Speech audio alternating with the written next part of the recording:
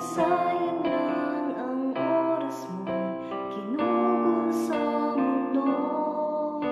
Tirang mga oras ang iyong ibinigay sa Diyos na nagligtas sa'yo, dugo ang pinagtubos at nagbigay buhay sa'yo. Walang saysayang buhay na di nagagani sa Diyos na nagbigay pag-asa sa atin.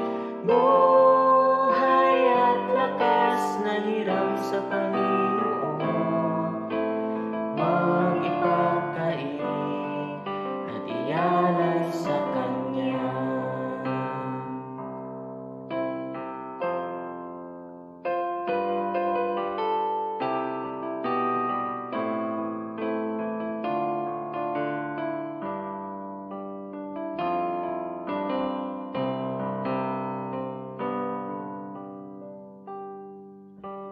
Oras ay kay bilis, hindi na mamalayan.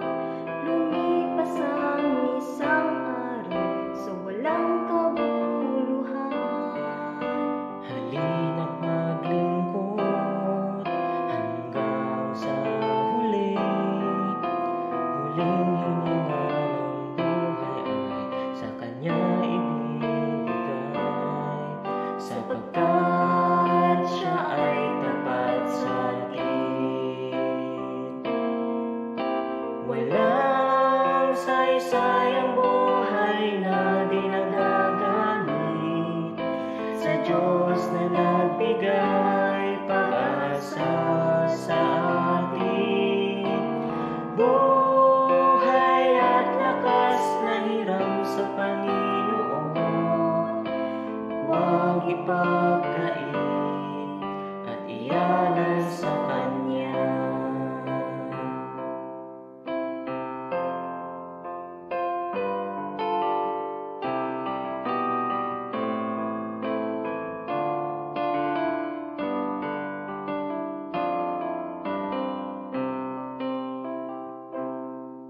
Tayo ay naligtas dahil sa Kanya. Purihin Siya mula ngayon, magpawalang hanggan, at nagbigay buhay sa'yo. Walang saysayang buhay na di nagagani sa Diyos na nagbigay pag-asa sa atin. Buhay at lakas na hiram sa Panginoon, huwag ipagkait at ialay sa Kanya. Huwag ipagkait, huwag ipagkait, huwag ipagkait at ialay sa Kanya.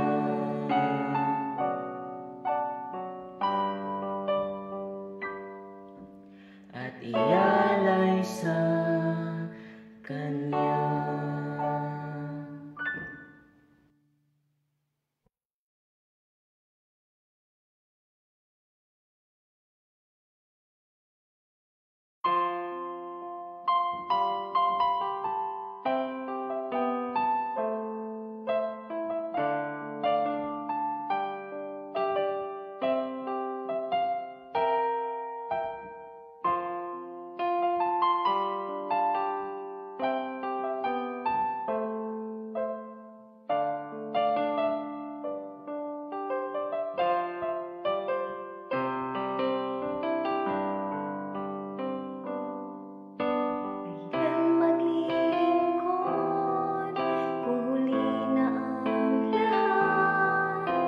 Nasayang lang ang oras mo, ginugol sa mundo.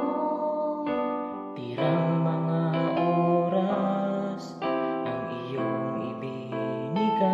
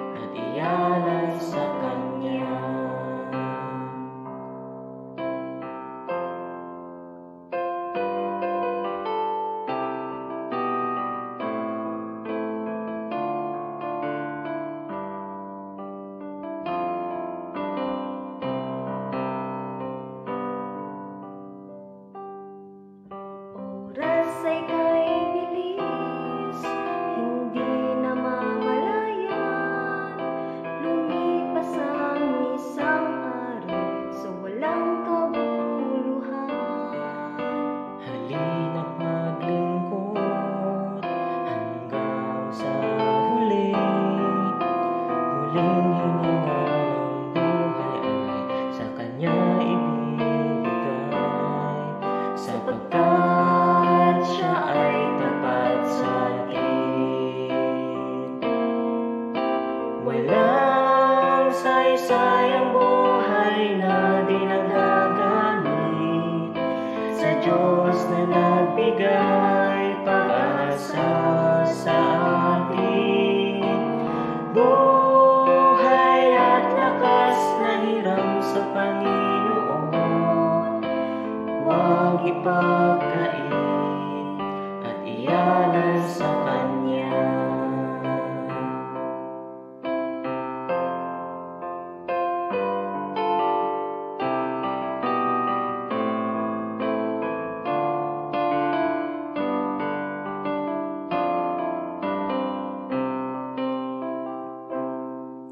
Tayo ay naligtas dahil sa Kanya. Purihin siya mula ngayon, magpawalang hanggan, at nagbigay buhay sa'yo.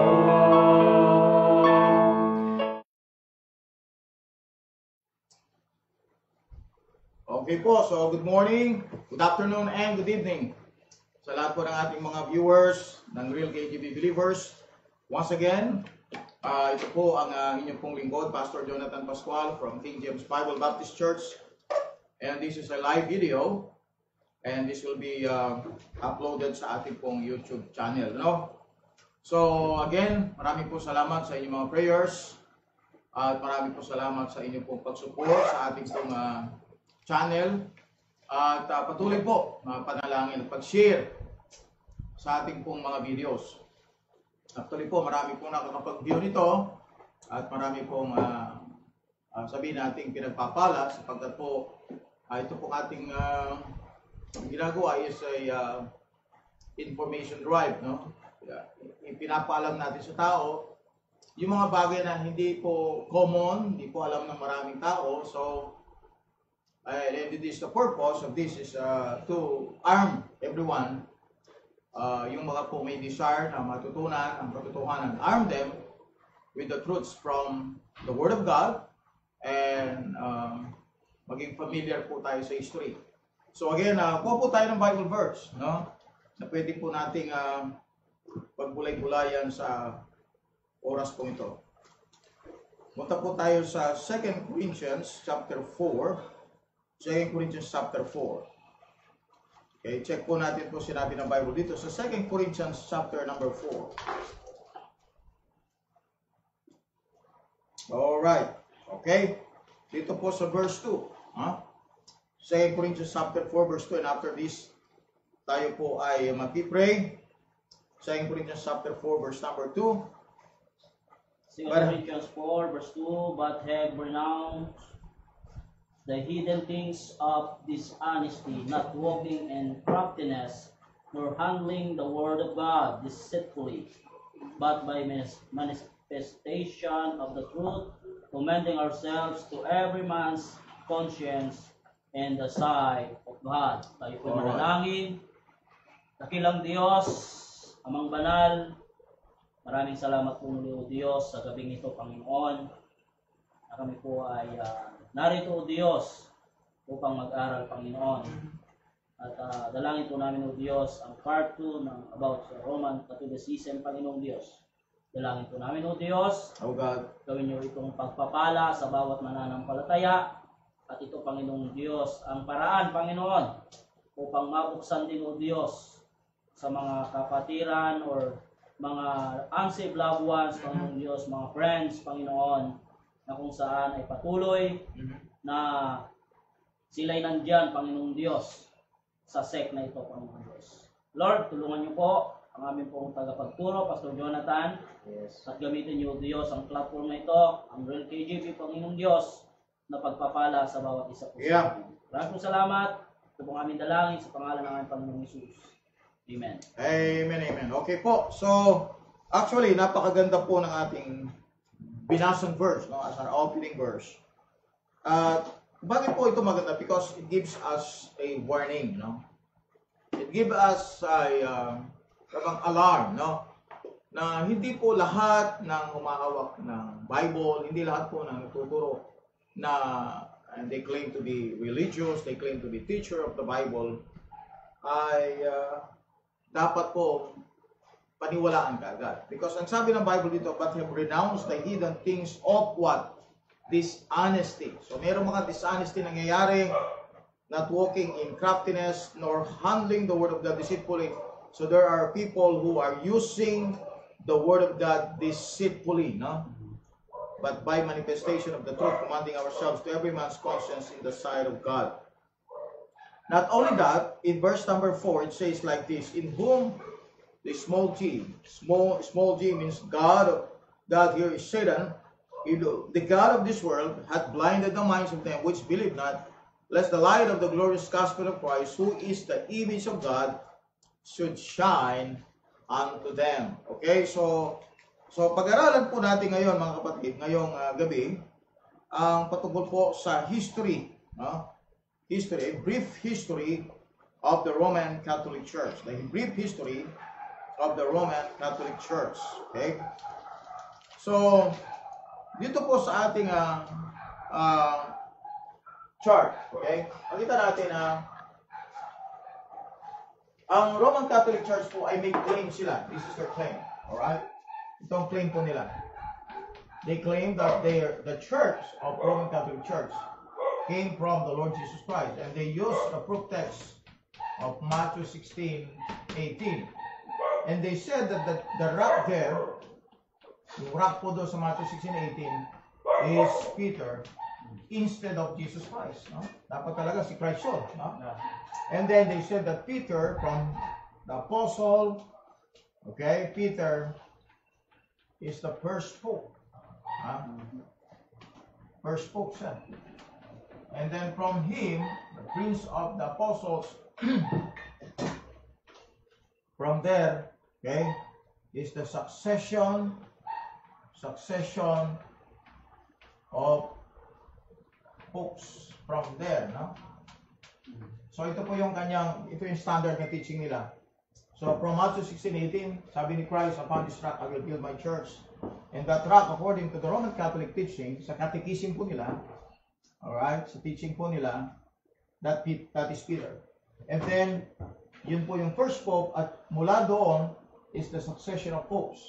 So sa kanila, they claim that the church started here, okay? And then, nag-start po dito, and then, through the succession of popes, no? Ayan, no? Hanggang po sa period ng tinatawag na tribulation period. Alright, from here, they claim the teaching na sila po yung pinabanggit sa Matthew 16:18, which we don't believe, no? We deny it, we despise it, no? At hindi tayo naniniwala because we believe that doon pa lang po sa context, doon pa lang po sa teaching ng Matthew 16:18, maliwanag na hindi po ito tumutukoy po sa Roman Catholic Church. Okay? Now, so ito po yung kanilang pinakaparang ugat, no? This is where they start to claim as a professing Christian. Ang Roman Catholic Church is the biggest professing Christian.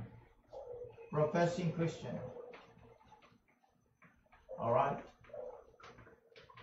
Professing Christian. Now, I want you to see something here as a parable in Matthew chapter 13. Matthew 13. Punta po tayo muna po sa Matthew 13 at tignan po natin ito sinasabi ng Bible dito. Sa Matthew chapter number 13. Meron po tayong parable na makita dito. Alright? Yung pong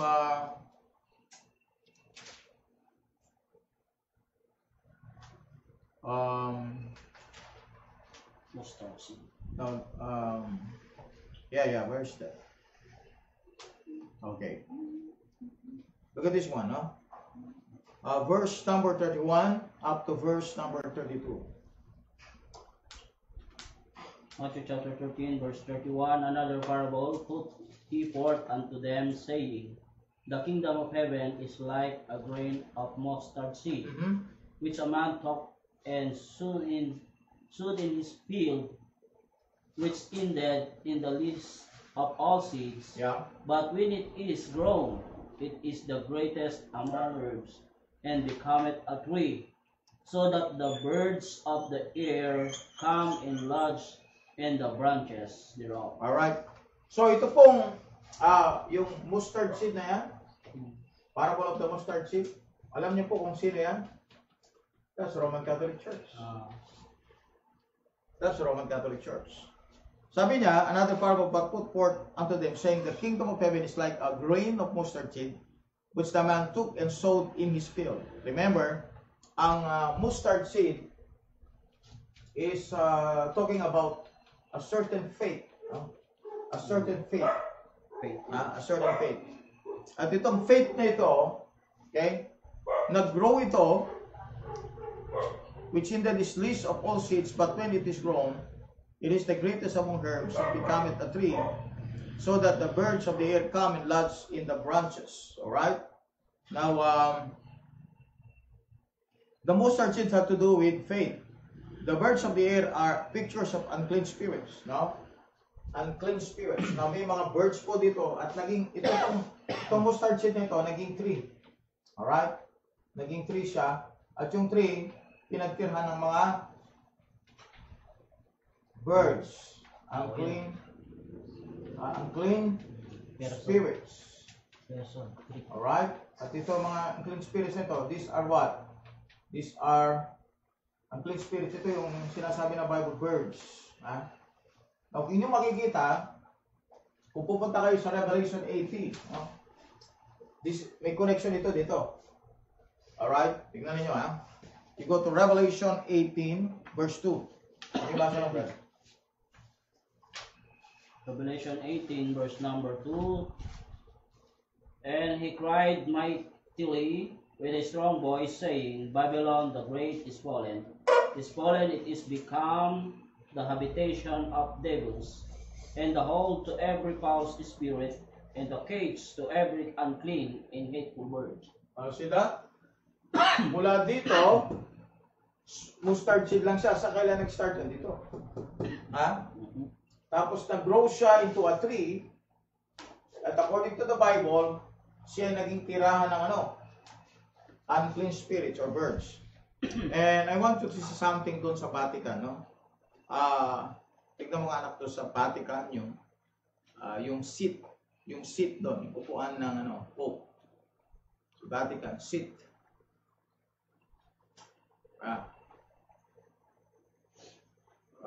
Check lang po natin ha.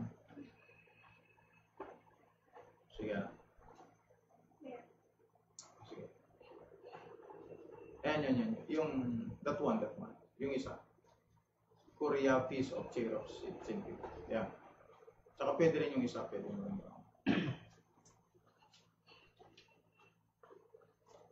Alright. Tindahin ko lang po yung itong image na po. No? Pakikita ko po sa inyo.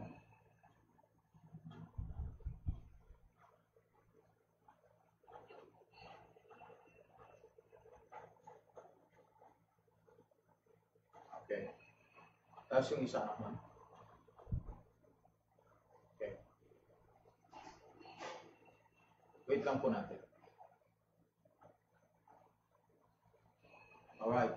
So, ayan na. Actually, hindi mo sinama yung sa Pope. Andiyan yung nakaupo yung Pope dyan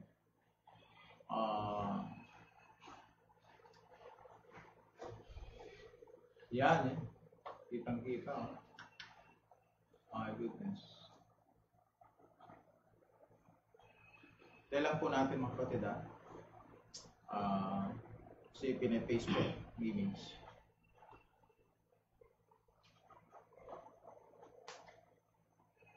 Okay.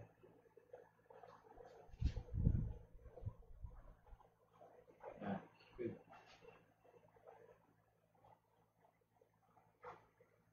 Medyo malaki po kasi. Pero maganda po makita nyo.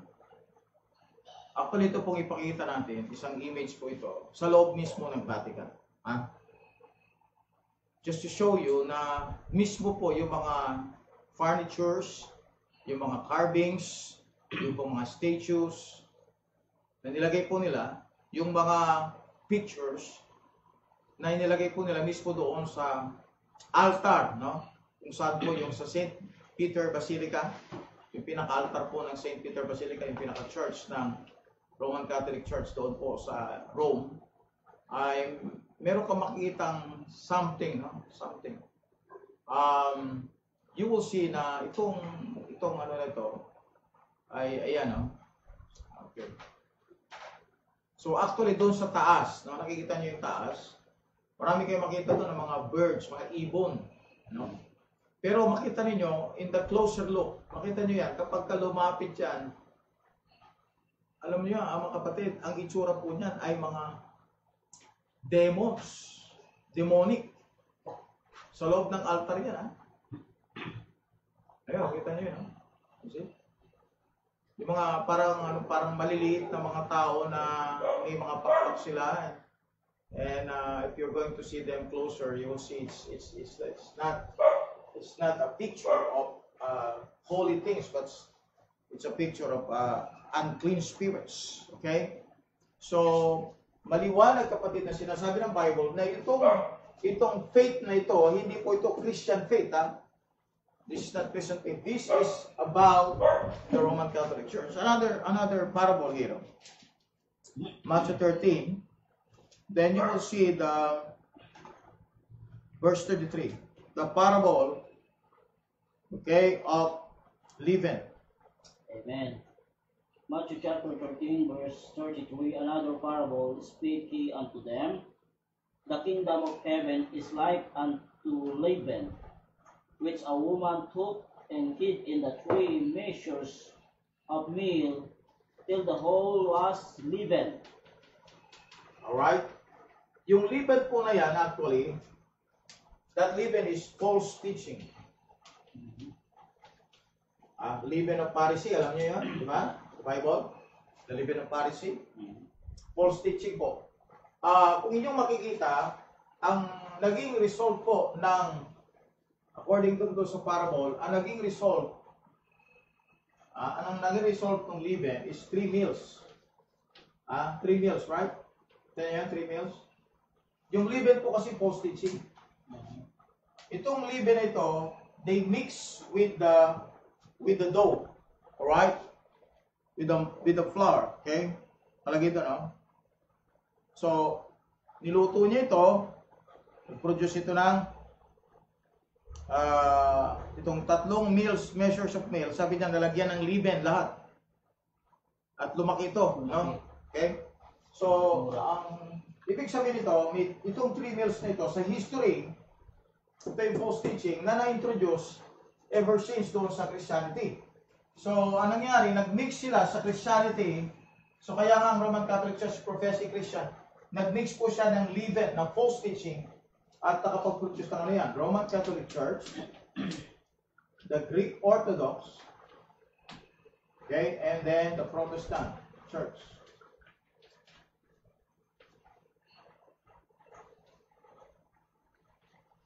Three meals. Right? At itong leaven ito, false teaching, pumasok yan sa Roman Catholic Church, pumasok yan sa Greek Orthodox, pumasok yan sa Protestantism. At sabi ng Bible, ito ay naging isang till all are leaven. Ibig sabihin, lahat ay nasa mali na. Leaven. Right? Lahat yan ay may false teaching. Kaya pagdating nyo dito, yung leaven, dito na, nag-magnify na siya talaga. Sa tribulation period. This time is in the tribulation period. Yung leaven, nag-magnify na siya. Parang ito, yung faith, that is mustard seed lang siya, nag-start. Ngayon dito, ano na siya? 3, puno na. Kaya ibig sabihin, habang tumatagal ang panahon, mga kapatid, you will understand that habang tumatagal ang panahon, ang Roman Catholic Church ay lalong naging corrupt. Hindi po siya nagbago, lalo siya naging corrupt. Lalong nag-dwell ang mga unclean spirits sa kanya. Na-attract ang mga unclean spirits doon sa church nito. Okay? So tingnan natin yung history, mga kapatid. Balik tayo doon sa ating pinag-aralan last night. Okay? Kaya papapansin po ninyo hindi malayo na ang Roman Catholic Church ay pananahanan ng mga occult. Satanism, ba? Secret societies na kung saan ay involved din ang pag-worship kay Lucifer. Siya rin ang naging caretaker ng New Age movement. Why? Because of its beginning. Alright, its beginning. Ang beginning po niya, actually, bago po naging Rome yan, dumaan muna sa 4 empires, okay? 3 empires, Babylon, Persia, and Greece. Okay? Or Greece, not Greek. Greece. Ito yung empire ng Greece. Alright? Okay. So, from there, dumating yung Rome. This is political Rome. Pero pagdating ng sa time ng Christianity, yung early Christians, yung pag-start ng Christianity, ang ginawa, since political Rome is dying, yung mga Christianity is growing.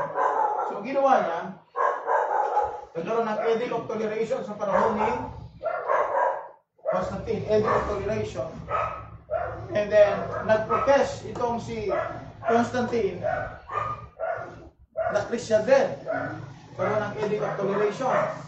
So, inalaw niya ngayon, ang lahat ng Christian sa panahon nito, after the death of Christ, inalaw po niya, at yun na po, doon na nabuo ang Roman Catholic Church hanggang sa ating panahon na ito. So, actually, ito yung beginning nito. Ito yung beginning ng, ito yung beginning ng Roman Catholic Church. Ang problem, kapatid, ito, since galing ito sa Rome, hindi niya iniwanan ang kanyang pagiging idolatrous. Sapagkat ang Rome, pagan yan eh. Itong lahat ng ito ay pagan. And they are what? Idolatrous. And remember, hindi po sila umalis sa paniniwala sa Sun God. Alam natin, Sun God, that is Baal worship. Okay? At yung pinaka-Sun God po dyan, walang iba kundi si Nimrod. Okay? Alright? Si Nimrod. Okay. So, meron po sila tinatawag Baal worship. So, from Babylon to the Persia, Greece, pumalat po ito pagan idolatrous belief of Sun God. Pumasok yun sa Rome, pumasok po sa Christianity. Dala-dala ng Rome. And since there, nag-profess silang Christian at tinawag po nilang Catholic, ang ibig sabihin po ay global or universal.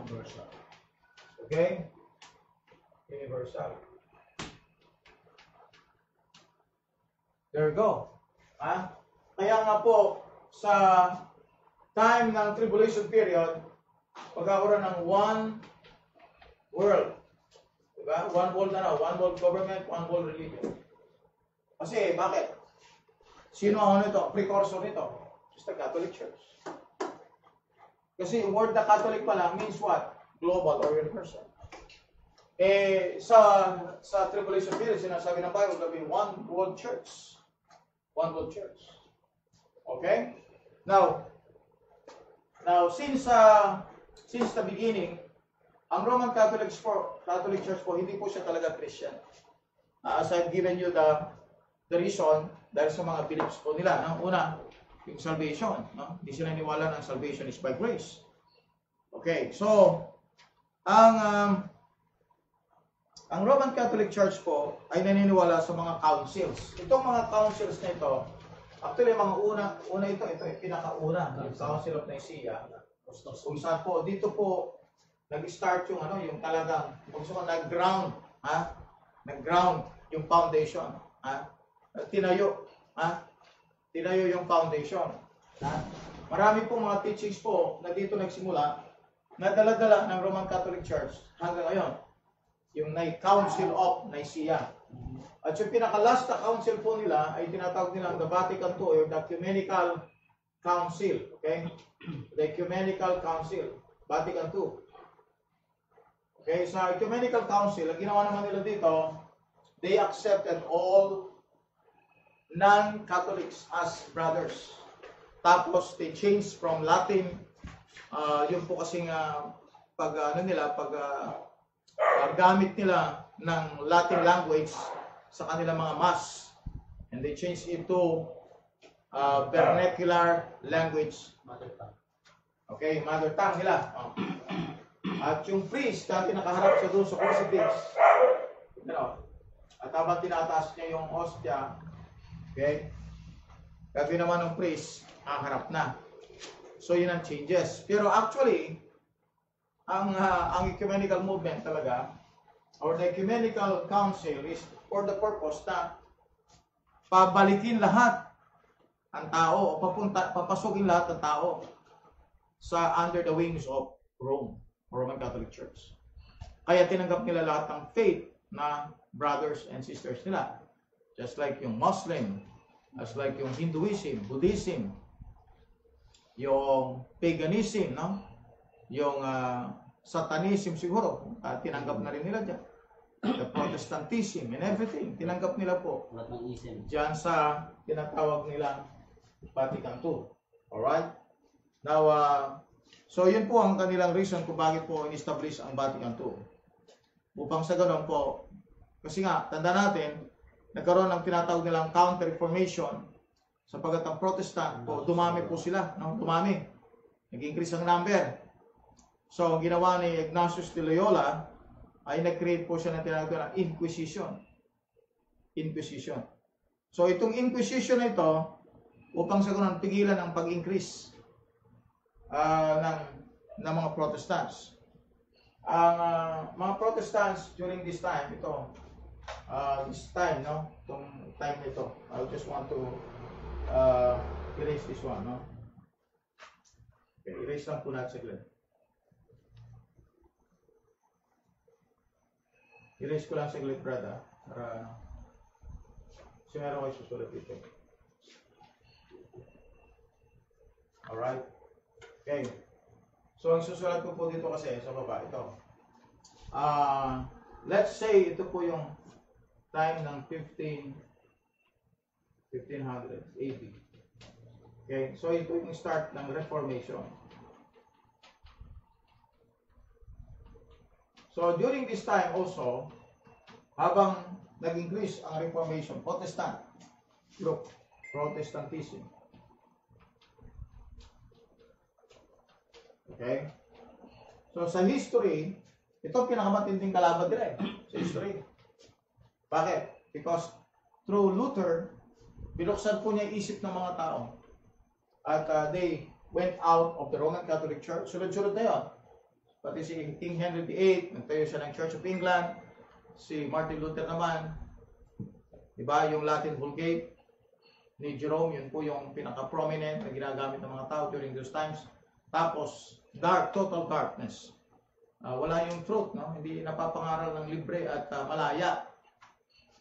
Now, so time ni Luther, at saka yung sa time ni John Wycliffe, sila sa Banarola, sila John Huss. So, sila yung mga umalis sa Roman Catholic Church. Sama yung si Calvin, mga reformers.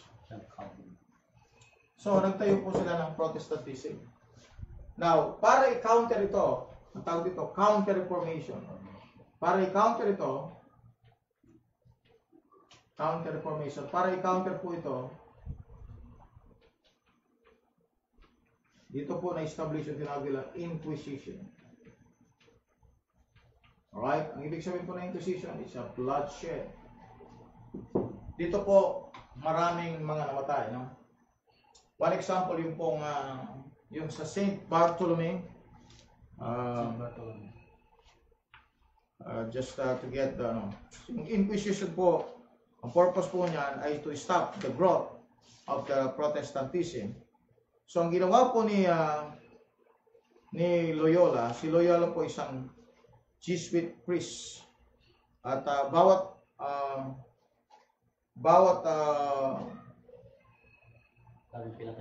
okay. So, itong Inquisition po na ito ay galing po sa orders ng Jewish orders. Jesuit orders. Jesuit. Isa sa mga orders o group ng ng Roman Catholic Church. Okay? So, pinaka motibo ni Ignatius de Loyola ay ubusin lahat at alisin ang influence. Alright? Influence ng Protestantism. Alright? So, ito po, no, yung council na nandito, during this time, yung Council of Nicaea, ito ang kanilang ginawa. Council of Trent. So, kung dito po ay nagkaroon ng Council of Nicaea, yung start ng Roman Catholic Church, dito naman yung Council of Trent is to counter-reform the increasing number of Protestantism. Kasi nagkaroon ng Great Revival. Alright? So sa pamumuno ni Ignatius de Loyola, yung tinatawag po nilang Inquisition, so binuo po niya ito. At yun ang dahilan kung bakit po marami pong namatay. Maraming namatay. Bloodshed talaga po yan. So the Council of Trent in 1545, the Roman Catholic Church formed the Council of Trent. The Council of Trent systematically denied the teachings of the Reformation and the Bible. The Council decreed that tradition was of equal authority with the Bible. It further decreed that justification was not by faith alone in the shed blood of Jesus Christ. In fact, it is stated that anyone believing in this vital Bible doctrine was cursed. Anathema. So the Council's exact words are this. Ito yung sabi ng Council, Roman Catholic Church Council po ito. If anyone saith that justifying faith is nothing else but confidence in the divine mercy, which remerits sins for Christ's sake, or that this confidence alone is that whereby we are justified, let him be anathema. Kaya kapag naniwala ka na ikaw are saved by grace through faith, sola fides, sola scriptura, sola gratia, then you will be killed by the order of the Council of Trent. So, ang nag-implement po niyan ay yung mga Jesuits. Alam niyo po, mga Jesuits, nakabuo sila ng isa pang Pope, maliban po doon sa nakaupong Pope, okay, sa Catholic Church.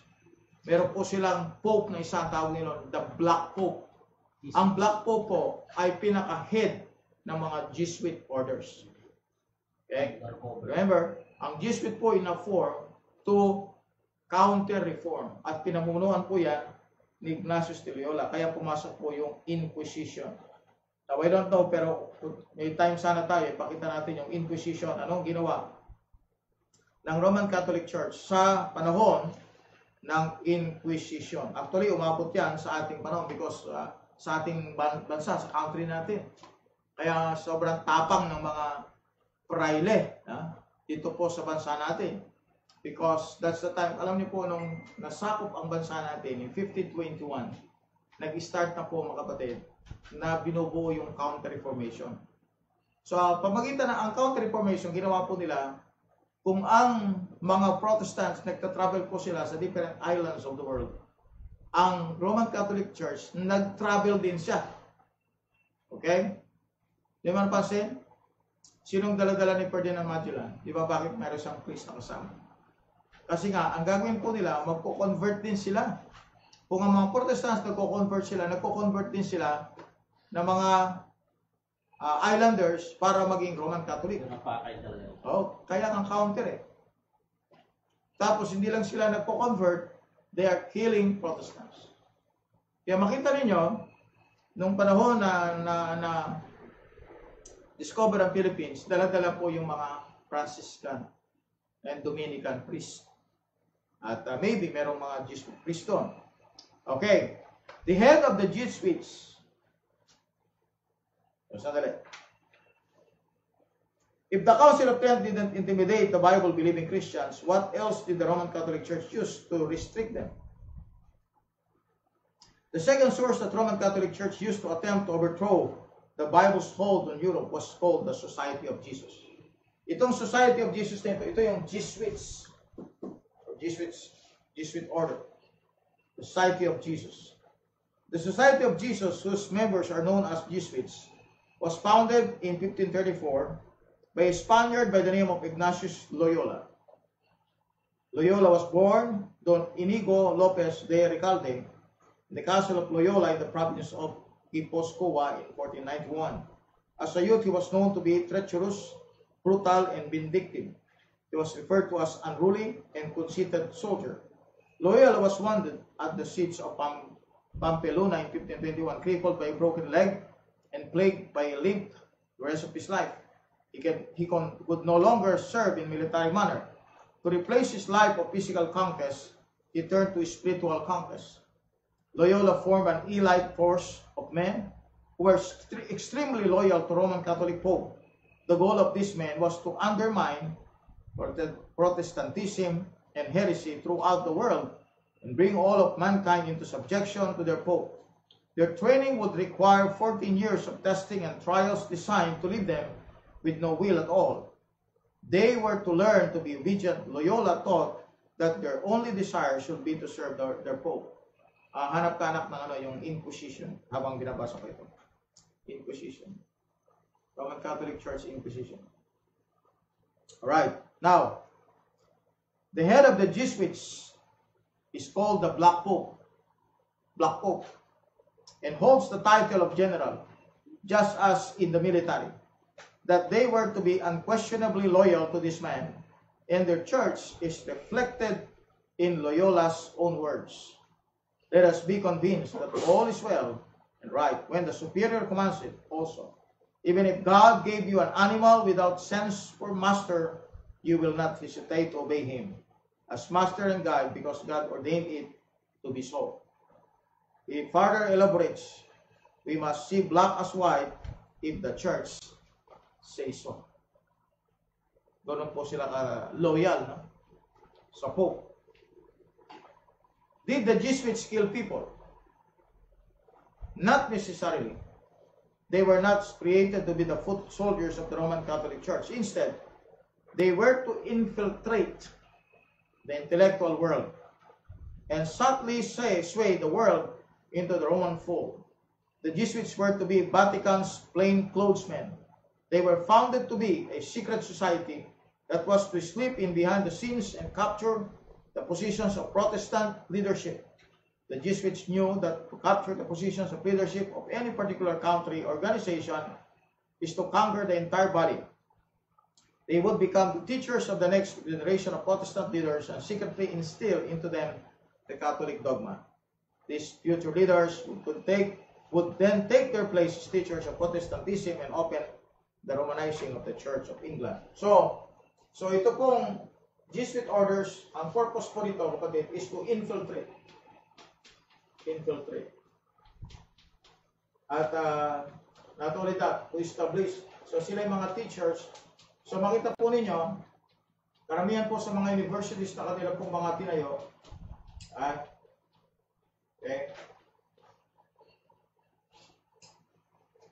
makita nyo na karamihan po dito ay mga lawyers.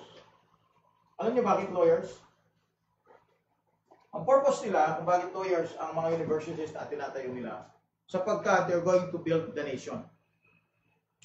They're going to build the nation. Kasi nga, pag lawyers, di ba, sila yung magiging political people, statement. At dahil sila ay statement, anong gagawin nila? They're going to rule the nation, no? Maliban sa they'll infiltrate sa mga Protestant groups, papasok po nila yung dogma ng Roman Catholic Church. Mag-establish din po sila ng mga universities, just like Ateneo de Manila. Mga Ateneo po, mga kapatid, Jesuits po ang nagtatag niyan, mga Jesuits. Lawyers po, mga kapatid, ang kanilang binil. Kaya nga, karamihan sa mga lawyers natin ay faithful sa Rome, faithful sa Roman Catholic Church. Karamihan ng mga statesmen natin, mga kapatid, galing sa Ateneo, at yung pong kanilang teachings, nakuha po nila yan sa mga Jesuits. Kaya ang Pilipinas controlled by them. Kaya ang Pilipinas control ng Roman Catholic Church. Why? Because most of the lawyers ay mga Roman Catholics. Judges, yung mga attorneys, yan. Yung mga gumagawa ng ating constitution, they are pro-Catholic. Kaya Anong magagawa ng mga common people? Anong magagawa ng katulad nating tao? Diba? Andito tayo sa baba. Silang mga mayaman nasa taas. And they have the gold and they have the power. So ano tayo ngayon? Para lang tayong langaw na pipigain nila. Ha? O, titirisin nila. Ano lang tayo langaw? Gano'n man tayo katapang na parang lion sa streets. Ha? Sumisigaw, nakala mo. Ha? Inahamon ng lahat, di ba? Kill like a flies. Ha? They preach bold like a lion, but when they die like a fly. Bakit? Eh ano lang tayo sa harapan nila? Tirisin lang tayo. They have the money, they have the power, and of course, ever since pa, mga kapatid, na-establish ang bansang ito, kapatid, infiltrated na ng dogma ng Roman Catholic Church. Kaya nga, only by God's grace, ang bansang ito ay may mga Bible-believing Christians. Only by God's grace. Na tayo nakapag-preach sa street at pinipreach natin yung ating paniniwala. Without somebody killing us or cutting our heads. Okay? Pero ito mga to, I tell you, they are marvelous people. They are fierce. I just want to show you some of the Inquisition, yung mga picture, kung paano po nila ginagawa ang mga kanila pong mga Inquisition. Yan po, no? So yan, papahirapan sila, ito-torture sila. Para sa ganoon, i-deny nila yung faith nila. So yan po yung nag-start sa Council of what? Trent. Ang Council of Trent is 1534. Okay? So, to counter the Reformation. So nag-start po ang Roman Catholic Church in this time through a Council of Nicaea, and then, okay, in 1500s, lumitaw po yung Protestant at nagkaroon ng Counter-Reformation naman, tawag dito Council of Trent, at ang kumbaga sa enforcer nito ay itong mga Jesuit orders. Ngayon, in 1965, through the Vatican II Ecumenism, ang ginawa nila, nagkunwari naman sila na sila yung mabuting tao. After they killed, I tell literally millions of people. Millions were killed. Millions were killed through this one. Millions. And hindi lang po millions ang pinatay, kundi they bring many nations at the subjected in subjection to the Pope. Kaya tingnan nyo kung gaano kapangyarihan ang Pope. Punta dito sa Pilipinas, wala yung smart at saka yung globe na yan. Huminto lahat yan, hindi mag-function. Ganyan kapangyarihan mo, kapatid. I have seen that panahon na nagpunta kami doon sa Tacloban, doon sa Leyte. Talagang ang daming mga pulis. Halos lahat ata ng pulis ng Pilipinas inilabas at para lang proteksyonan yung man of peace. Man of peace, isipin mo, daming pulis. Okay? Wala pa ako nakita taong gano'n na pinoteksyonan na. Ang pulis ay ang pagitan arm to shoulder. Ganun po katindi. Tell me. Tatakot ka. Pero, in-overcome namin yung fear namin. Nag-preach po kami during the time ng visit ng Pope. Ayan nyo po. Ipakikita lang po paano sila po, paano ina-undergo yung Inquisition. Alright. Ito po, mga pictures natin. At ito po ay isang illustration lang po. Pero, nangyari talaga yan. Nangyari yan. Yes, to torture ang ginagawa po nila, tinotorture nila para mag-deny sila sa kanilang faith. Tinatakot po sila. See? So talagang they're barbaric. They are killers and murderous people. At hindi po nila matatanggihan sapagkat po, history po yan merong history po nangyari, no? Yung St. Bartholomew's Day. Ito po, no? In 1572, the St. Bartholomew's Day. Sige lang, pakita mo lang habang nagsasalita ko dito. In 1572, the Jesuits seem to have no qualms or fear about killing anyone who gets in the way of their church. Because in 1572, the Jesuits in France, with the help of Prince Henry III, were responsible for the St. Bartholomew's Day massacre. At this infamous event, which took place in August 15 of 1572, the Jesuits murdered the Huguenots, or the Protestant leaders gathered in Paris for wedding of Princess Margaret, a Roman Catholic, and Henry of Navarre, a Huguenot. The murders inspired Roman Catholics to slaughter thousands of Huguenot men, women, and children. Henry of Navarre was not killed but was forced to renounce Protestantism and became a Roman Catholic, although his renunciation was insincere, and he remained a Protestant until 1593. The number of victims in this Jesuit conspiracy is estimated to be at least 10,000 people. One day, 10,000 people. Alright? So in 1589, when Henry VIII or III was no longer useful for Roman Catholic Church, he was assassinated by a monk by the name of Jacques Clement. Clement was called an angel by the Jesuit priests. Grabe, no? Another Jesuit priest by the name of Guigard, who was eventually hung, taught his students that Clement did nothing wrong. In fact, he voiced his regrets that Henry III had not been murdered earlier at the St. Bartholomew's Day massacre. He instructed them with these lessons. Sabi niya, nagsisisi pa siya at hindi niya pinatay si Henry III nung panahon ng St. Bartholomew's Day. Alright?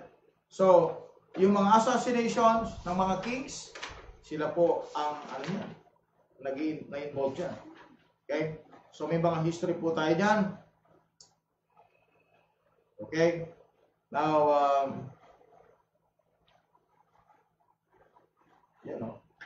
marami po tayong makikita. Actually, you can read Fox's Book of Martyrs. Yung Fox's Book of Martyrs, kita ninyo? Pope John Paul, yan. Inamin niya yan.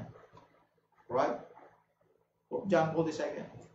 Inamin niya. At humingi siya ng tawad. Kasi nga, si Pope John Paul II, kasama po siya doon sa pagbuo ng Vatican II.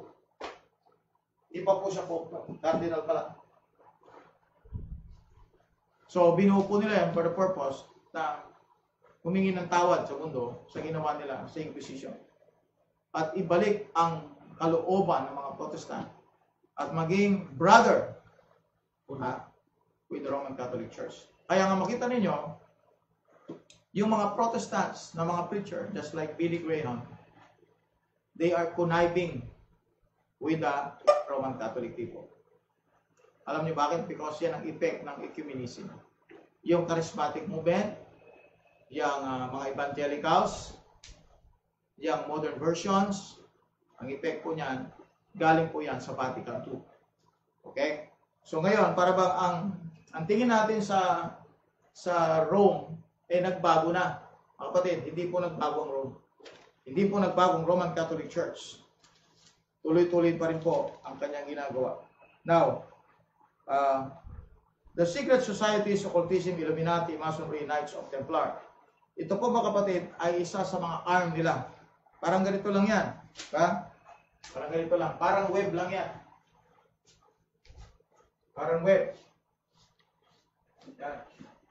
Parang gagamba lang yan. May kakilala po kayo. Okay? Hilig sa gagamba. Parang gagamba lang. Parang gagamba lang yan. Yan. Trap niya. Alright? So, gagamitin niya yung mga pamamaraan. Okay? So, meron siyang secret societies. Yan. New Age versions. New Age movement. Mga yan. Occultism. Rock music. Lahat yan. Gagamitin niya yan.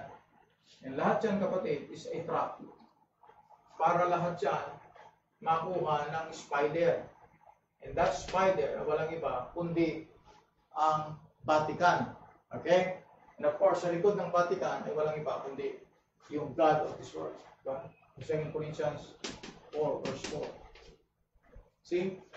That's it. Ang tawag po niyan, net. Tama? Net. Okay. Alright. Okay. So yan po ang purpose ng ecumenical movement. Now, ang tanong dito, what is the Roman Catholicism today compared to the past?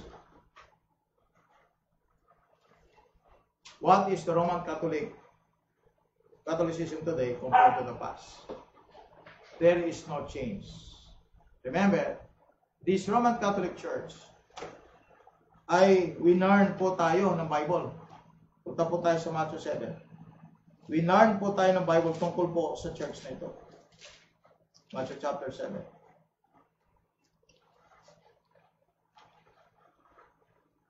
Alright? Yan po ninyo, ha?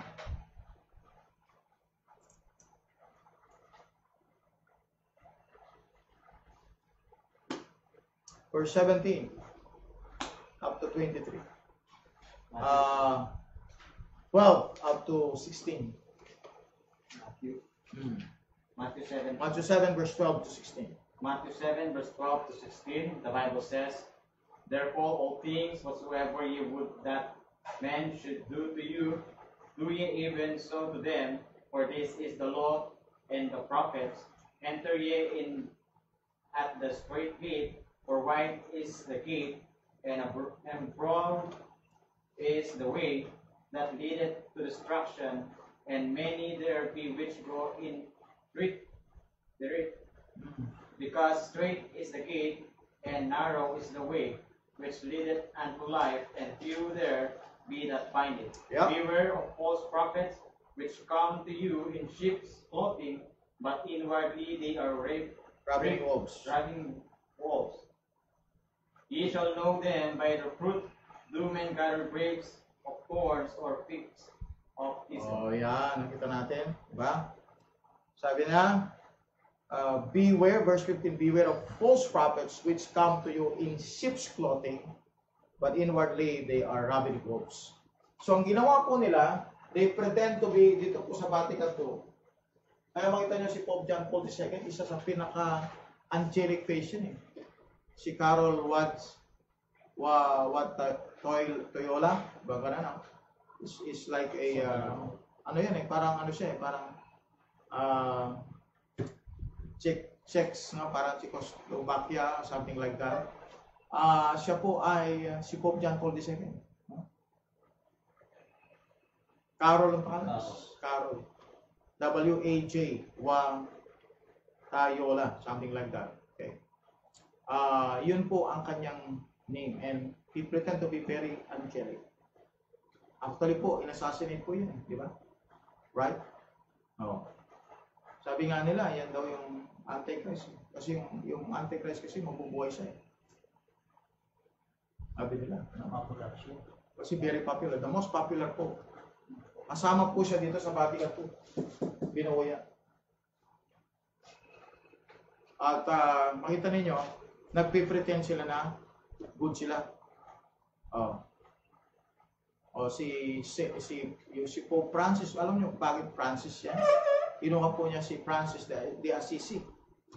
Okay, isang saint ng Roman Catholic Church na tumutulong sa mga mahihirap, sa mga bata, sa mga down to earth ang buhay, unfortunate people. Si Saint Francis de Assisi. So kaya kinuha niya yung Francis eh. Pope Francis. Kaya gusto niya maging good, mabait sa mga tao. Tanda natin, the Antichrist just like that. He's a man of peace. Pasok po sila sa man of peace. And then later on, ito pala ay covering lang pala. So hindi nagbago po ang Roman Catholic Church. Because you know why? Because the teaching is still there. They look like Christian, but they are not. Yun ang sinasabi ng Bible. Beware of false prophets which come to you in sheep's clothing, but inwardly they are ravening wolves. Ravening wolves. Kaya nga po, nadadaya po ang maraming tao. Sabi ng Panginoon sa verse 22, 21, 22, "Not everyone that said unto me, Lord, Lord, shall enter into the kingdom of heaven, but he that doeth the will of my Father which is in heaven. Many will say to me in that day, Lord, Lord, have we not prophesied in thy name? And in thy name have cast out devils, and in thy name done many wonderful works. And then will I profess unto them, I never knew you. Depart from me, ye that work what? Iniquity." Ito niyo yan? Talagang hindi po lahat sa panahon natin nagsasabing sila sa Diyos. They even take the title of the Vicar of Christ, and yet, mga kapatid, sila rin yung pinaka-most evil. Sabi ng Panginoon sa Matthew 24, as a warning about sa atin, sa tribulation period, ito po ang sabi ng Bible, no? Matthew 24, verse number 4. And Jesus answered and said unto them, take heed that no man deceive you, for many shall come in my name, saying, I am Christ, and shall what? Deceive many. Anong ginagamit na pangalan ng ng Pope? Vicar of Christ. Vicar of Christ. Now, you go to Revelation 6. Revelation 6. Makita po ninyo ang picture ng Pope sa Revelation chapter 6. Ay ano siya? Ito po, picture po ng second coming. So, ibig sabihin, ang Pope, kapatid, nakasakay siya sa white horse. At makita ninyo, makita po ninyo na dudurugin ng Panginoon, second coming, ay yung nakasakay sa white horse. Alright? Si Christ, nakasakay siya din sa white horse. And there's another white horse. And this man, nakasakay po siya, meron siyang crown. Ito niya yan, Revelation chapter 6, verse 1. Meron siyang crown. At meron siyang bow. Sinin niyo, yung bow po niya, walang araw. Ibig sabihin, peace yan, peace. Papasok siya as peace. May crown siya because he's going to rule the world. He's going to conquer. Through peace. Through peace.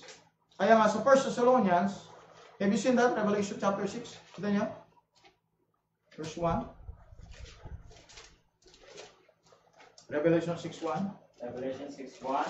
And I saw when the Lamb opened one of the seals, and I heard as it were the noise of the thunder, one of the four beasts saying, Come and see. Verse 2. And I saw and behold a white horse, and he that sat on him had a bow and a crown, was given unto him, and he went forth conquering and to conquer. This is the Antichrist. Anong itsura niya? Meron siyang bow, pero wala siyang arrow. Ibig sabihin, peace siya. Peace. Through peace. Peaceful. Kaya makita niyo po, yung crucifix na hawak-hawak ng Pope. Meron siyang crucifix na ganyan. Diba? Tapos hawak-hawak niya. Right? Para siyang bow. Para siyang pana. Tapos may crucifix sa dulo. Hawak-hawak niya ganyan. He's a man of peace. Okay? Alright. You go to 1 Thessalonians chapter 5. You compare that to Revelation 19. Itong sa Revelation 19, si Christ ito. Si Christ ito, meron siyang crowns. Crowns, not crown.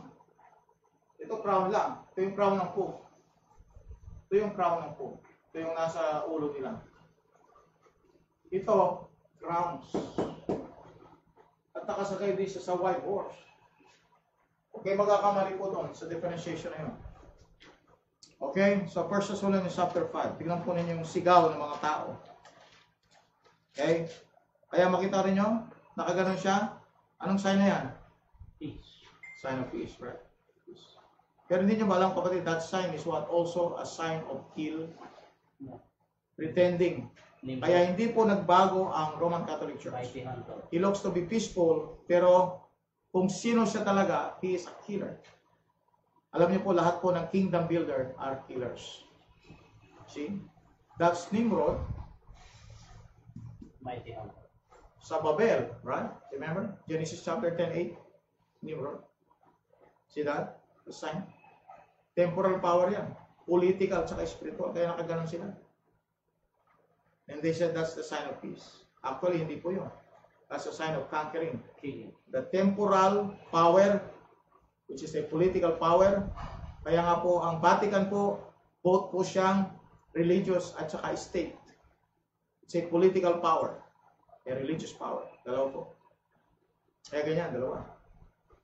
Tapos, ang sign na yan is what? To kill. To kill. See that? See? See this one? Diba? Okay? See that one?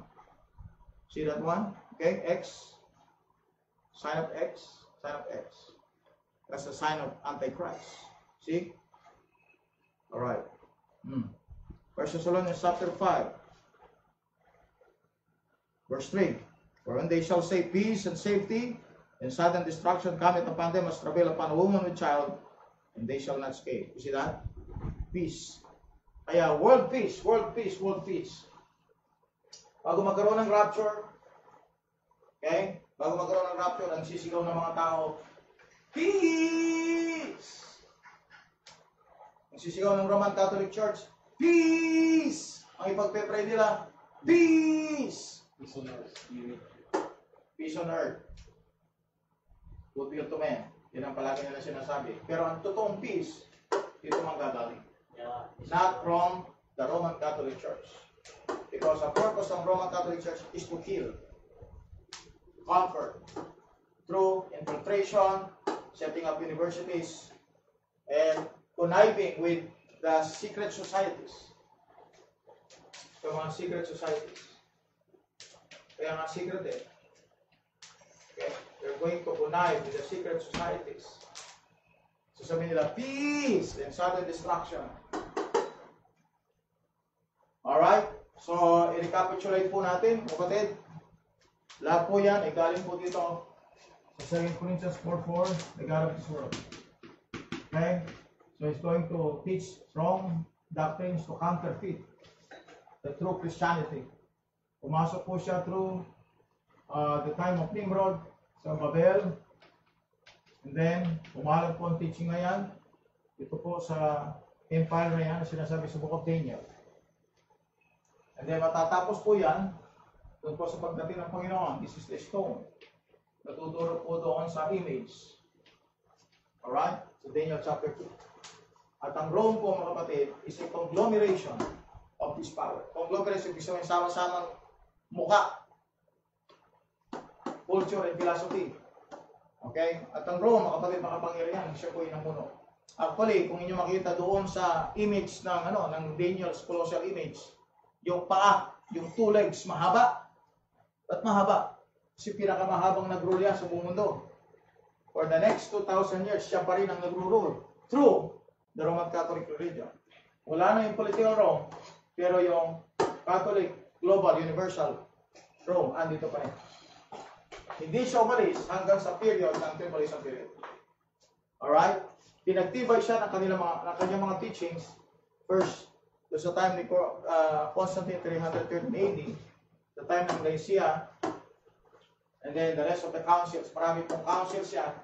Nag-break po silang dalawa. Kaya ang isa po ay Greek Orthodox. Doon po sa Greece, Greek Orthodox, Eastern religion. Galing sa Eastern, ito yung naglagay pa sila ng isang Pope dito sa Constantinople, dito, Turkey. Ito yung Greek Orthodox Independent Church, the Eastern Greek Orthodox Church. And then the Western portion, yun po ang hawak ng Roman Catholic Church, yung Pope. Okay, sa Rome naman po ito. So, through the councils, pinagtibay po ang kanilang mga teachings. Kaya lahat po ng mga dogmas dito po nagsimula. Group of bishops po yan, nag-convince sila para po mag-establish sila ng teachings nila. Until later, the last council is called Ecumenical Council or the Vatican II in 1965. Okay. So through the ages, ang Roman Catholic Church hindi po siya naging katuwang ng katotohanan. I've told you that na siya mismo ang nag-deliver ng modern versions. Pag-aralan po natin yan tomorrow, plus the billions, Vatican billions, no? Okay, paano ang Roman Catholic Church naging caretaker ng modern versions?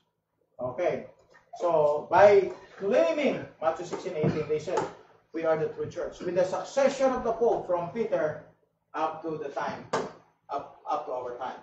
Pero lahat po yan ay kasinungalingan. Just checking the Bible, you will see, mga kapatid, that is the truth. Diba? This thing, succession of popes, this is not true. This is a big lie. Roman Catholic Church is a professing Christian. And the rock there is not Peter, of course, that's Jesus Christ. Amen, amen, amen. So what else? Alright, what else? Pakita ko lang po yung councils dyan. Councils, ha? Can you show that? Yung ginawa mo. Alright, so yung slide po natin. So yung ginawa ni Jaisel, para po makita ninyo yung brief history. Yan, no? Sige.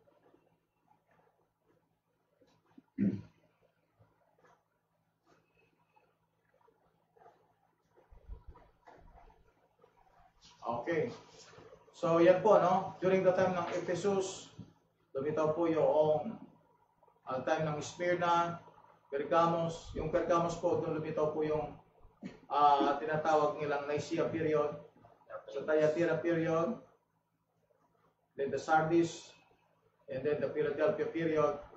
The Laodicea, ito yung time natin kung saan po lumitaw po yung last council nila, yung Ecumenical Council. So we have, ito yung mga councils po nila. Nicaea, 325 AD, 25 AD. The Constantinople, 381. Ephesus, 431. Chalcedon, 451. Okay, at yun po, yung mga Lateran Councils, Constantinople Councils. And then we have the Trent, Council of Trent, 1546. 46 yun na, 1546. Okay, 1546. And then we have what? We have the Federal and National Councils in 1900s, and the Ecumenical in 1965 Vatican. That's the history. Man, a history of bloodshed. Sa mga martyrs naman natin, andyan lang sila silalim. Sila yung mga nangamatay sa kamay ng mga kaway. Okay? Kapag sila ay nag-disagree sa Pope, they're going to be killed. That's the reason why, nung in-establish po, nung binubuo yung translation ng English Bible, alam niyo po kung sino ang main enemy? Guess, who is the main enemy? That sabotaged the translation of the English Bible. Sino ang main enemy? That's the Roman Catholic Church. Alright, kaya nga po sa dedicatory, just to read the dedicatory, no? Ito, sabi ni, dito, tingnan nyo sa King James Bible natin, meron pong tinatawag nilang dedicatory. Ito ay translator's dedicatory. Translator's dedicatory ito. Okay? At dito, sinabi nila na hindi po bahagi ang Pope dito. Actually, ito po ay attack laban sa establishment ng papacy. Okay, I think nabanggit nila dito to. Where's that?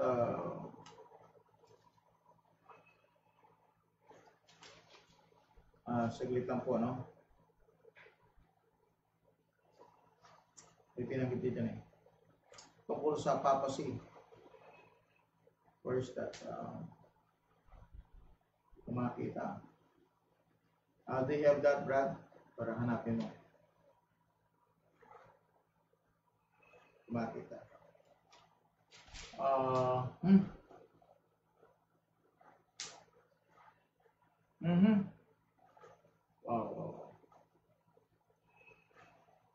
Ito yan yung word na, yun. Ito po, nakalagay po dito, so that if on the one side we shall be traduced by popish persons at home or abroad, who therefore will malign us because we are poor instruments to make God's holy truth to be yet more and more known unto the people whom they desire still to keep in ignorance and darkness. Kita niyo yan? Tingnan niyo yung laban, yung intensity ng labanan ng Protestantism, Reformation, sa time na ginagawa po ito. They are anti-Catholic. Itong King James translators. Kaya nga po, if you want to know more about Christianity, know its enemy. And its enemy is the Roman Catholic Church. Okay po, so tayo po ay salamat sa ating Panginoon for a short prayer. Tayo manalangin, dakilang Diyos. Salamat po sa katatapos pong Bible study. Bless yung pong bawat sa amin. Maging po sa mga questions na sasagutin. Panginoon Diyos, ikaw pong mag-guide. In Jesus' name we pray. Amen. Okay. So, meron po bang tayong mga questions? Amen.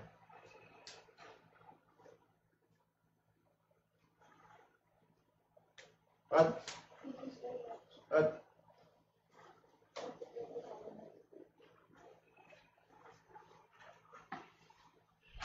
Shout out po. Shout out. Ako sa from Sister Loche, bakit kaya tinawag na po yung mga po? Ano yan eh? Ano yan eh? Latin po yan eh. Papa. No? Papa.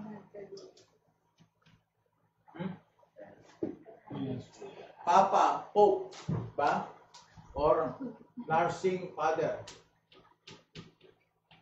Ibig sabihin ng Pope is a nursing father from Papa. Diba?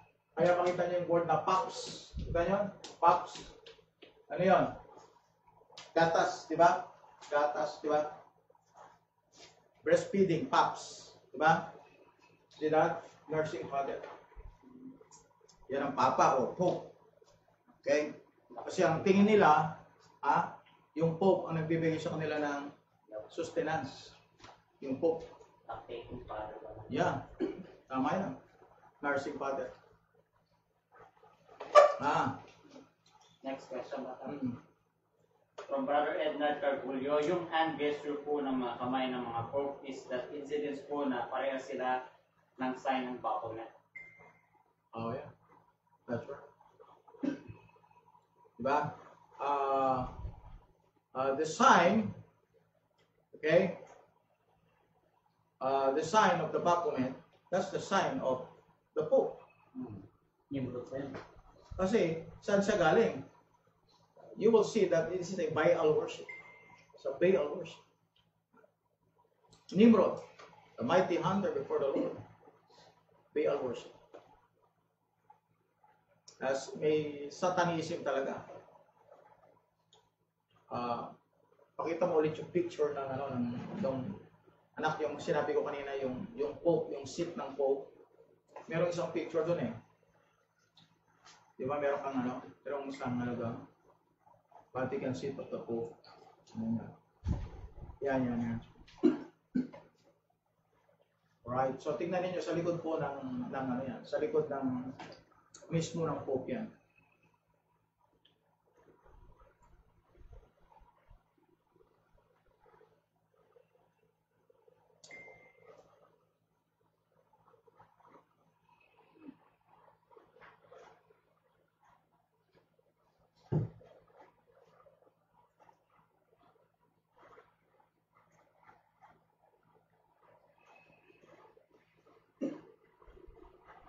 Ayan mismo sa likod ng Pope yan. Kita niyo yan? Anong itsura yan? Diba demonic? I-close up mo nga yun. Cardinals po yung mga nakaupo at saka yung Pope mismo. So close up. Yun yan yung mga demonic yung mga yan. Mga po. Mga demons. Takot, no? That's the Pope, right? That's the Pope. Kaya sino man ang susunod dyan, kapatid, sumusunod sa Jambo. Next po, question.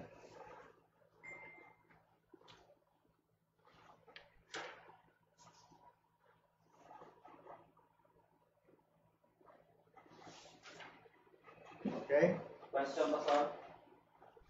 At ko lang po, ano po ang pagkakantindi mo po sa ama namin na lagi po nila pinag-pray ng ulit-ulit po. Salamat po, Pastor, from Sister Sariana Rose Gonzalez Nicolas. Alright, so actually, yan po ay fulfillment lang po ng sinabi ng Bible sa Matthew chapter 6.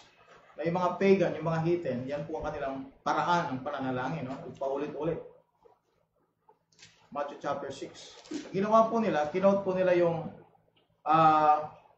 the disciples' prayer. Okay? The disciples' prayer. Sa Matthew 6, nakalagay doon sa verse number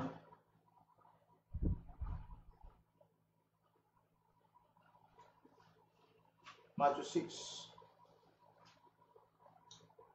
Sabi niya doon sa 5, and when thou prayest, thou shalt be as the hypocrites are. Thou shalt not, for they love to pray standing in the synagogues and in the corners of the streets, that they may be seen of men. Verily I say unto you, they have their reward.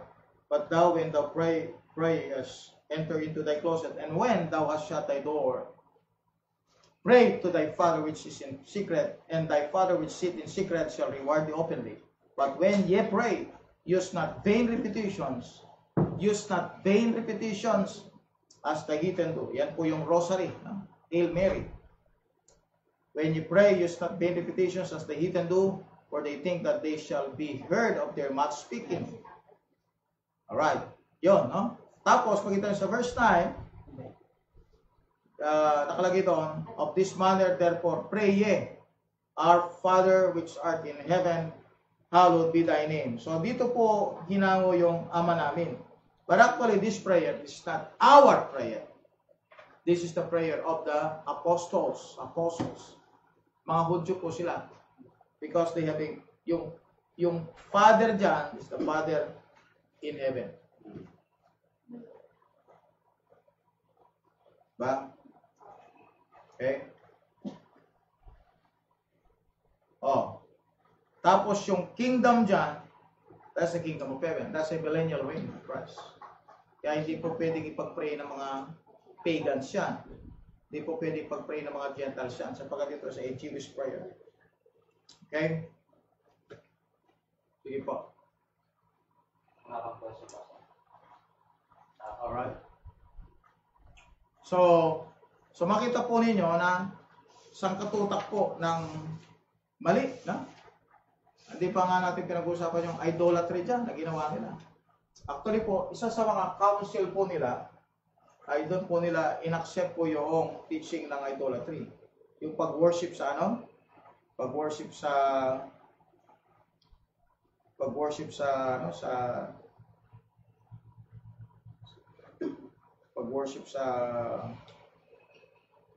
idols. Ito po yung excuse nila no? Ang excuse po nila na sila'y replica lang yung mga images. But actually, that's idolatry in Exodus chapter 20, no?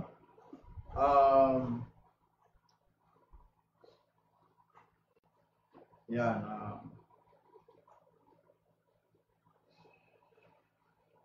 Namin nahanap dito pa yung nabi nila. Tama yung 1934, Pastor. Ignatius de Loyola was a Spanish priest and theologian who founded the Jesuit order in 1534. And was of the most influential figure in the Counter-Reformation. Oh yeah.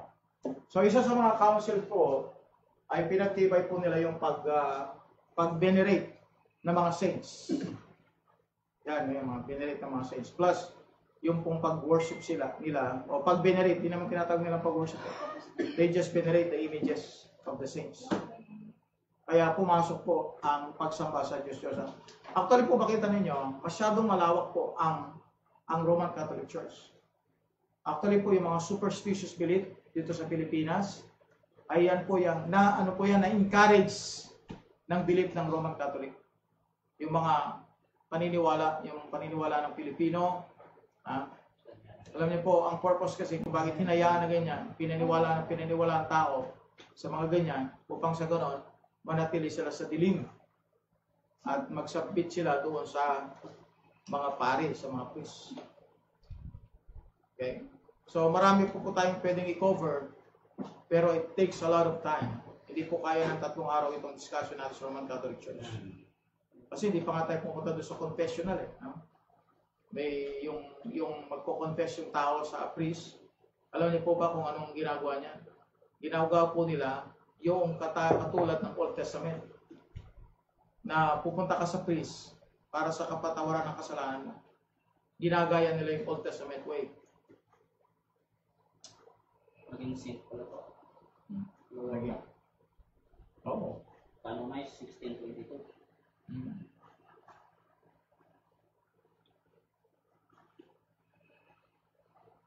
Okay? So, meron pa po tayong ano?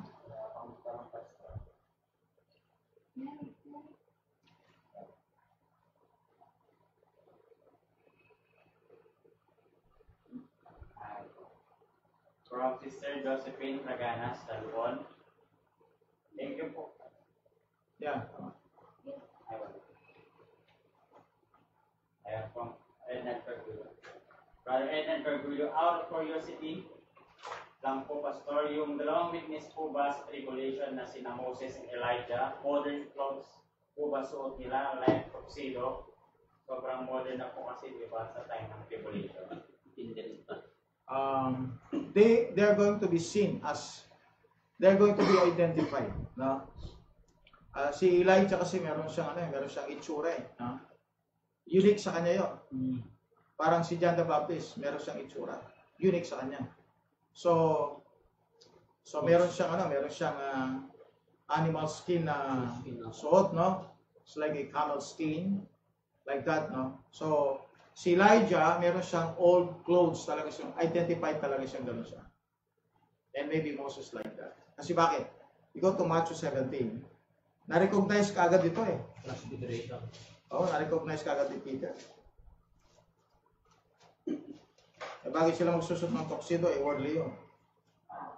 Ha? Yung ba yung pinipicture, Pastor, ng ano? Pagkakal niya, transfiguration? Oo.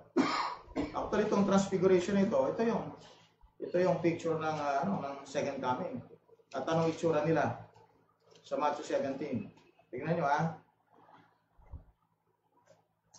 sabi niya sa verse 3, and behold, there appeared unto them Moses and Elias talking with him.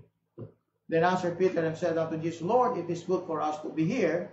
If thou wilt let us make here 3 tabernacles, one for thee, one for Moses, one for Elias. So, ibig sabihin, may anyo sila, recognizable. Nare-recognize ka agad. Kasi si Elijah, parang si, John the Baptist. Ang pagkain niya, honey at saka locust. Tapos camel's hair.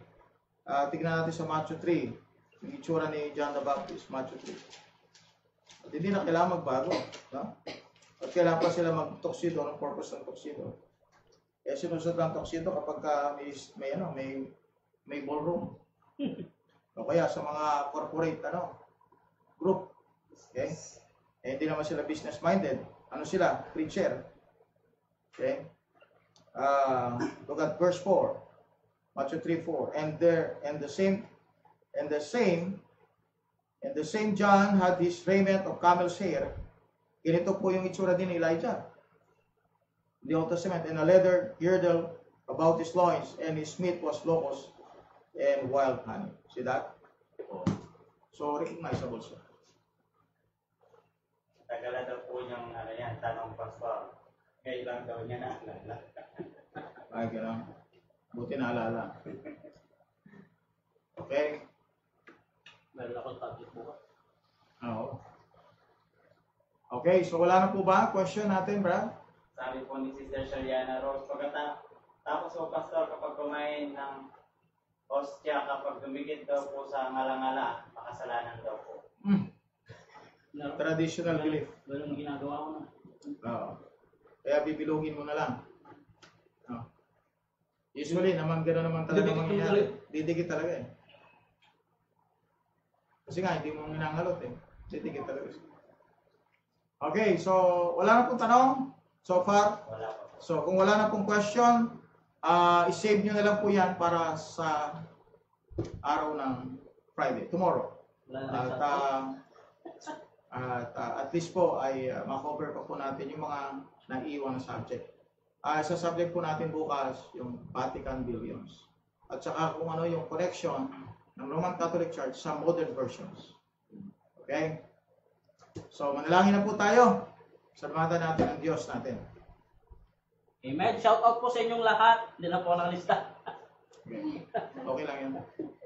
Shout out po sa lahat. Amen. Sige, Brad. Prayer. Okay, tayo po yung manalangin. Dakilang Diyos, muli Panginoon, marami pong salamat. Oh, God Diyos is Lord. sa informative na pag-aaral, Panginoong Diyos. Oh, God. Nalaman, Panginoon, na kung saan, Panginoong Diyos, ay kami, Panginoon, ay personal, Panginoong Diyos, na-review po namin, Panginoong Diyos. Gano ito, Panginoon, na nababalutan, O Diyos, ng kasinungalingan, Panginoong Diyos. Oh, God. Paniniwalang ito, Panginoong Diyos, o kung saan ay maraming maloko, Panginoong Diyos. Dalangin po namin, O Diyos, na naituro po namin ito, Panginoong Diyos, at ma-share po namin mga bagay na ito, Diyos, sa aming pong mga loved ones, sa mga kaibigan, na kung saan, Panginoong Diyos, panatik po sila sa reliyong ito, Panginoong Diyos. Dalangin po namin bawat isa, Panginoong Diyos. Tulungan niyo po kami, Panginoon, at bigyan, Panginoong Diyos, ng panibagong kalakasan sa araw po ng bukas, Panginoong Diyos. Pagpalain niyo ang bawat isa, maging po ang aming pong tagapagturo at ang buong staff ng Real KJV, Panginoong Diyos, at sa lahat ng taga-subaybay, Panginoong Diyos, pagpalain niyo po, Panginoon. Maraming po salamat, O Diyos. Lahat na po namin ito binabalik ng papurit pasasalamat sa dakilang pangalan ng aming Panginoong Jesus. Amen, amen, amen. Amen. Okay, please like, share, subscribe with our Facebook page, and please subscribe with our YouTube channel. Amen. Once again, good morning, good afternoon, and good evening. Real KJV Believers now signing off.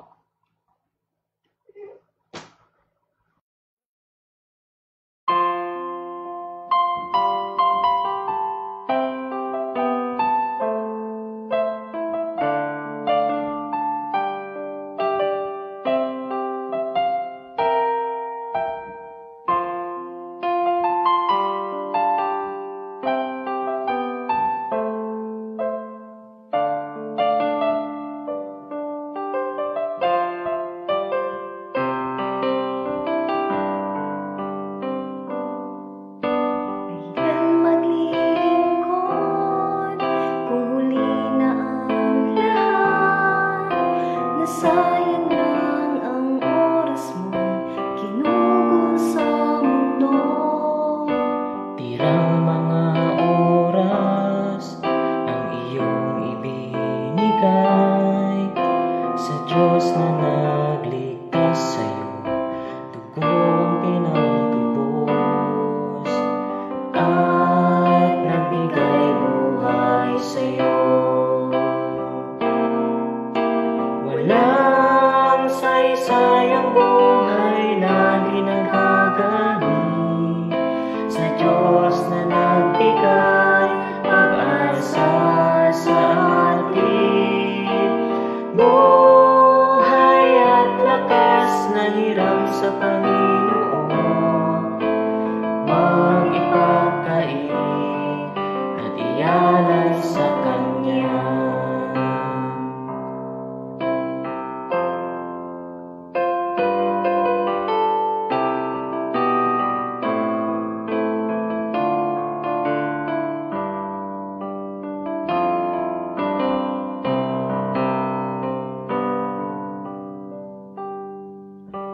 Oras ay kay bilis, hindi na mamalayan.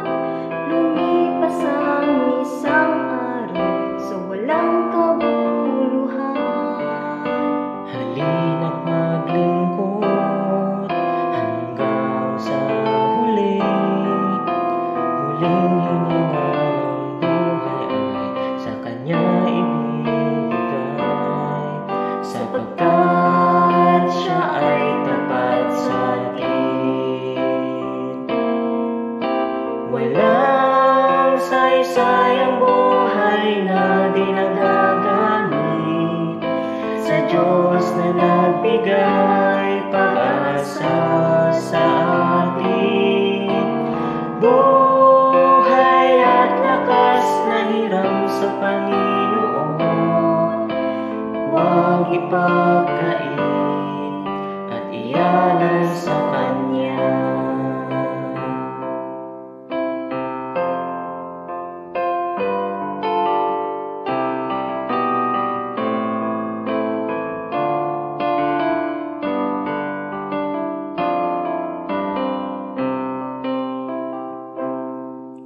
Tayo